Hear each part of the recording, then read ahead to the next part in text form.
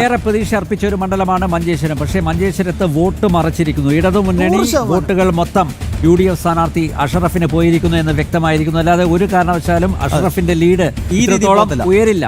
ഇങ്ങനെ റോക്കറ്റ് പോകുന്ന പോലെ ഒരിക്കലും പോകില്ല. കൃത്യമായിട്ട് അവിടെ ക്രോസ് വോട്ടിംഗ് നടത്തിയിരിക്കുന്നു. ആദ്യ തുടക്കത്തിൽ തന്നെ അറിയാലോ. കാരണം ഒരു കാരണവശാലും BJP സ്ഥാനാർത്ഥിയെ ജയിക്കാൻ അനുവദിക്കില്ല എന്ന തീരുമാനമെടുത്ത രണ്ട് മുന്നണികൾ. അതിൽ K. സുരേന്ദ്രൻ ചേട്ടൻ ഒരിക്കലും നിയമസഭയിലേക്ക് വരരുന്ന ഒരു നിലപാട് ഈ രണ്ട് മുന്നണികൾക്കും ഉണ്ട്. വേറെ ആര് വന്നാലും സുരേന്ദ്രൻ ചേട്ടൻ വരരുത്, നിയമസഭയ്ക്ക് അകത്തോട്ട് വരരുത് എന്ന ദൃഢനിശ്ചയമെടുത്ത രണ്ട് മുന്നണികൾ കൃത്യമായിട്ട് ഇടതുമുന്നണിയുടെ വോട്ടുകൾ UDF സ്ഥാനാർത്ഥി അഷറഫിനെ മറിച്ചിരിക്കുന്നു. Cross voting മറിഞ്ഞിരിക്കുന്നു.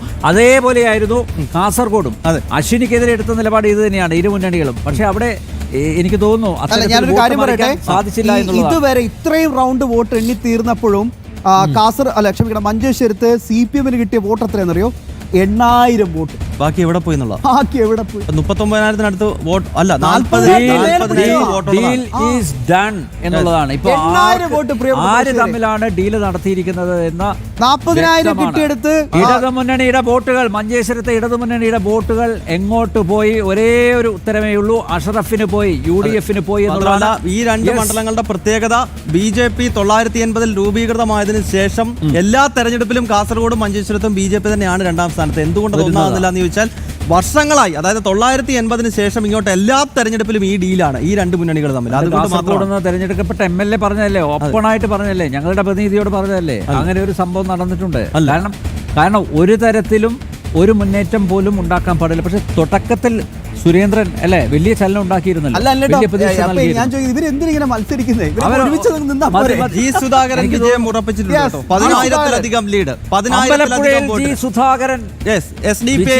പിന്തുണയോടെ മത്സരിച്ച, ഞാൻ നേരത്തെ പറഞ്ഞല്ലോ, ഗൗതം ഉണ്ടായിരുന്നെങ്കിൽ പറയണം, SDPIയുടെ പിന്തുണയോടെ മത്സരിച്ച എച്ച് സലാമിനെ ജി സുധാകരൻ മന്ത്രിയായിരുന്ന സമയത്തും ആദർശം, പ്രത്യയശാസ്ത്രം അത് കൃത്യമായിട്ട് അദ്ദേഹം മുറുകെ പിടിച്ച ഒരു വ്യക്തിയാണ്. ആ പ്രത്യയശാസ്ത്രത്തിൽ നിലയുറപ്പിച്ചുകൊണ്ട് തന്നെ ജി സുധാകരൻ വലിയൊരു മുന്നേറ്റമാണ് പുതുപ്പള്ളിയിൽ ചാണ്ടിയുമ്മന്റെ ലീഡ് 50,000, 1,00,000 പിന്നിട്ടിട്ടുള്ള ലീഡാണ്. എനിക്ക് തോന്നുന്നു ഉമ്മൻചാണ്ടിയേക്കാൾ ഭൂരിപക്ഷം തീർച്ചയായും ലഭിച്ചിട്ടുണ്ട് എന്നുള്ളതാണ്. അപ്പോൾ ബംഗാൾ ഇങ്ങനെ നിൽക്കുകയാണ്. പ്രിയപ്പെട്ട പ്രേക്ഷകരെ, 195 ഒരു ഘട്ടത്തിൽ 200 സീറ്റുകൾ വരെ എത്തിയതാണ്. ഇപ്പോൾ 195. എന്നാൽ പോലും എന്താണ് വിസ്മയമല്ലേ, മനോഹരമായ ചിത്രമല്ലേ ബംഗാളിൽ നിന്ന് പ്രിയപ്പെട്ട പ്രേക്ഷകരിലേക്ക് ഇങ്ങനെ എത്തുന്നത്. 195 മണ്ഡലങ്ങളിൽ താമര വിരിഞ്ഞ് വിരിഞ്ഞ് വിരിഞ്ഞിതാ മുന്നോട്ട് പോവുകയാണ്. മമതാ രാജിന് അന്ത്യം കുറിച്ചിരിക്കുകയാണ് ബംഗാൾ ജനത. മറ്റൊരു പ്രധാനപ്പെട്ട അപ്ഡേഷൻ CPM-മായി ബന്ധപ്പെട്ടാണ്. അവര് ഉത്തരപ്പാറ, അതോടൊപ്പം തന്നെ ഡുംഡും എന്നീ രണ്ട് മണ്ഡലങ്ങൾ കേന്ദ്രീകരിച്ചാണ് CPM പശ്ചിമ ബംഗാളിൽ ഇത്തവണ പ്രവർത്തിച്ചത്. കാരണം മറ്റു മണ്ഡലങ്ങളിൽ ഒരു കൈക്കുമ്പിളിൽ കൊണ്ടുവരുന്നതാണ് അവർ ഇത്തവണ രണ്ട് മണ്ഡലങ്ങളിലേ അവർ പ്രവർത്തിച്ചുള്ളൂ. ബാക്കി എങ്ങും ജയിക്കത്തില്ല. സ്ഥാനാർത്ഥിയെ പോലും നിർത്താൻ കഷ്ടപ്പെടുകയായിരുന്നു. പക്ഷെ ആ രണ്ട് മണ്ഡലങ്ങളിൽ പോലും CPM ചിത്രത്തിലില്ല എന്ന കാര്യം കൂടി പ്രേക്ഷകർ ഓർക്കണം. അമിത്ഷായുടെ ധൈര്യം കൊണ്ടാണ് ഒരു റോഡ് ഷോ ഒക്കെ നടത്തിയിട്ടുണ്ട്. ജ്യോതികുമാർ ചാമക്കാലയുടെ ലീഡ് 4,856 വിജയത്തിലേക്ക്. ഗണേഷ് കുമാർ തോക്കുകയാണ്. നന്ദഗോപനുണ്ട്. ഗൗതം, അനിലേട്ട ഒന്ന് വേഗം പോകാം. നന്ദൻ പറയൂ, ബംഗാളിൽ താമര തേരോട്ടം, കാവി കൊടുങ്കാറ്റ്. തീർച്ചയായിട്ടും ശ്യാം, ബംഗാളിൽ താമര കൊടുങ്കാറ്റ് തന്നെയാണ് വീശിയടിക്കുന്നത്. 195 മണ്ഡലങ്ങളിൽ BJPക്ക് ഇപ്പോൾ വ്യക്തമായ ഭൂരിപക്ഷം ഉണ്ടായിരിക്കുന്നു. 88 മണ്ഡലങ്ങളിലേക്ക് TMC ചുരുങ്ങിയിരിക്കുന്നു എന്നുള്ളതാണ്. ഈ രണ്ട് ഘട്ടങ്ങളിലായി ബംഗാളിൽ തെരഞ്ഞെടുപ്പ് നടന്നപ്പോഴും പോളിംഗ് ബൂത്തുകളിൽ ഏറ്റവും അധികം കണ്ടത് സ്ത്രീ സാന്നിധ്യമായിരുന്നു. സ്ത്രീകളുടെ വലിയ നിര ഈ പോളിംഗ് ബൂത്തുകളിൽ കാണാൻ കഴിയുന്നു.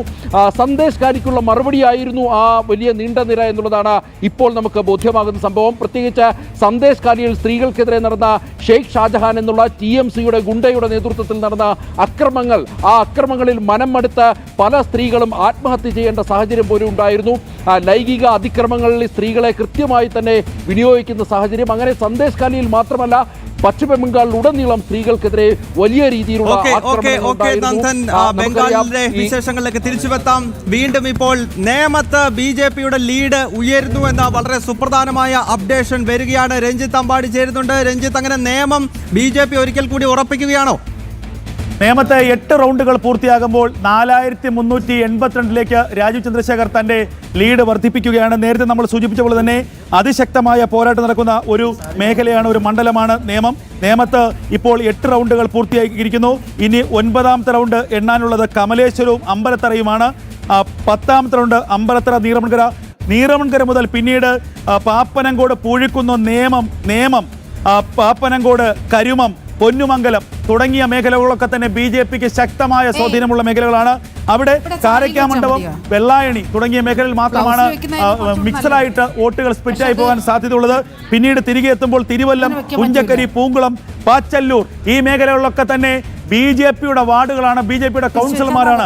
അപ്പോൾ സ്വാഭാവികമായും ഈ ഒരു ലീഡ് നില വലിയ തോതിൽ പിന്നോട്ട് പോകാതെ നിലനിർത്തിയാൽ ഞാൻ നേരത്തെ സൂചിപ്പിച്ച 8000 മുതൽ 10000 വരെയുള്ള ഒരു ലീഡ് നിലയിലേക്ക് എത്താനുള്ള സാധ്യതയുണ്ട്. രണ്ടാം സ്ഥാനത്ത് ആരാണ്? അതാണ് അറിയേണ്ടത്. രണ്ടാം സ്ഥാനത്ത് ശിവൻകുട്ടിയാണോ ശബരിനാഥാണോ? ഇപ്പോ ശിവൻകുട്ടിയാണ് രണ്ടാം സ്ഥാനത്ത്, ശിവൻകുട്ടിയാണ്. ശബരിനാഥ് 3ാം സ്ഥാനത്താണ്. ശിവൻകുട്ടിയും ശബരിനാഥും തമ്മിലുള്ള ഡിഫറൻസ് എത്രയാണ്? ശിവൻകുട്ടിയും ശബരിനാഥും തമ്മിൽ ഏകദേശം ഒരു 8000 വോട്ടിന്റെ വ്യത്യാസമുണ്ട് എന്നുള്ളതാണ് ലഭിക്കുന്ന വിവരം. കൃത്യമായി അപ്ഡേറ്റ് ചെയ്യാം. ഓക്കെ, അപ്പോൾ ഗൗതം ഇപ്പൊ 2 ഇടങ്ങളിലാണ് NDA സ്ഥാനാർത്ഥികൾ മുന്നിട്ട് നിൽക്കുന്നത്. വീണ്ടും ചില അത്ഭുതങ്ങൾ സംഭവിച്ചേക്കാം അല്ലെ? മാറി മറയുകയാണ്, കഴക്കൂട്ടം മാറി മറയുന്നു. അതുപോലെ ഈ ചാത്തന്നൂരിൽ വലിയ പ്രതീക്ഷയാണ് BB ഗോപകുമാർ നൽകുന്നത്. UDFന്റെ ലീഡ്. അതെ, അപ്പോൾ വലിയൊരു പോരാട്ടം ആണ് കാഴ്ചവെക്കുന്നത്. എടുത്തു പറയേണ്ടത് അല്ലെ, ഈ നിയമസഭാ തെരഞ്ഞെടുപ്പിൽ ഏറ്റവും ശക്തമായിട്ടുള്ള മത്സരം കാഴ്ച ഒരാൾ BB ഗോപകുമാർ ആണ്. ഞാൻ പ്രതീക്ഷിച്ചത് നേരത്തെ പറഞ്ഞ പോലെ 2 തെരഞ്ഞെടുപ്പുകളിൽ 2ാം സ്ഥാനത്തെത്തി. 3ാം തെരഞ്ഞെടുപ്പിലെങ്കിലും അദ്ദേഹത്തിന് ഒരു അവസരം ചാത്തന്നൂരിലെ ജനങ്ങൾ നൽകുമെന്നാണ് കരുതിയത്. ഒരുപക്ഷെ നൽകുമായിരിക്കാം. ആദ്യം ഫോർവേഡ് ബ്ലോക്കിനാണ് UDF ആ സീറ്റ് കൊടുത്തത്, G ദേവരാജന്. എന്നിട്ട് പിന്നീട് ദേവരാജനെ മാറ്റി സൂരജ് രവിയെ അവിടെ സ്ഥാനാർത്ഥിയാക്കിയത്. അപ്പൊ തന്നെ അവിടെയും ഒരുപക്ഷെ ഡീൽ നടന്നിട്ടുണ്ട്. പക്ഷെ അതിനെ അതിജീവിച്ച് BB ഗോപകുമാറിന് വോട്ട് കിട്ടിയിട്ടുണ്ടാകണം. കാരണം ആ ഡീൽ ഇല്ലെങ്കിൽ അങ്ങനെ ഫോർവേഡ് ബ്ലോക്കിനെ മാറ്റി അങ്ങനെ ഒരു പരീക്ഷണം നടത്തേണ്ട ആവശ്യമില്ലല്ലോ. അതെ. യെസ്. അപ്പോൾ എന്തായാലും പ്രേക്ഷകരെ ഇപ്പോൾ 101-37 എന്ന നിലയിലാണ് NDA 2 ലീഡ് ചെയ്യുന്നുണ്ട്. ചാത്തന്നൂരിലും അതോടൊപ്പം തന്നെ നേമത്തുമാണ്. 101 സീറ്റുകളിൽ UDFന്റെ ലീഡ് 37 എന്ന ഒരു ചെറിയ നമ്പറിലേക്ക് കൂപ്പുകുത്തിയിരിക്കുകയാണ് LDF. പിണറായി വിജയന്റെ ഒരു അപ്ഡേഷൻ അവിടെ നിന്നും എത്തുന്നുണ്ട്. അവിടെ ലീഡ് നില ഉയർത്തുകയാണ് മുഖ്യമന്ത്രി. നേരത്തെ പല പഞ്ചായത്തുകളിലും വളരെ പിന്നിലായിരുന്നുവെങ്കിലും ഇപ്പോൾ മുഖ്യമന്ത്രിയുടെ ലീഡ് കൂടുന്നു എന്ന അപ്ഡേറ്റ്സ് കൂടി വരുന്നുണ്ട്.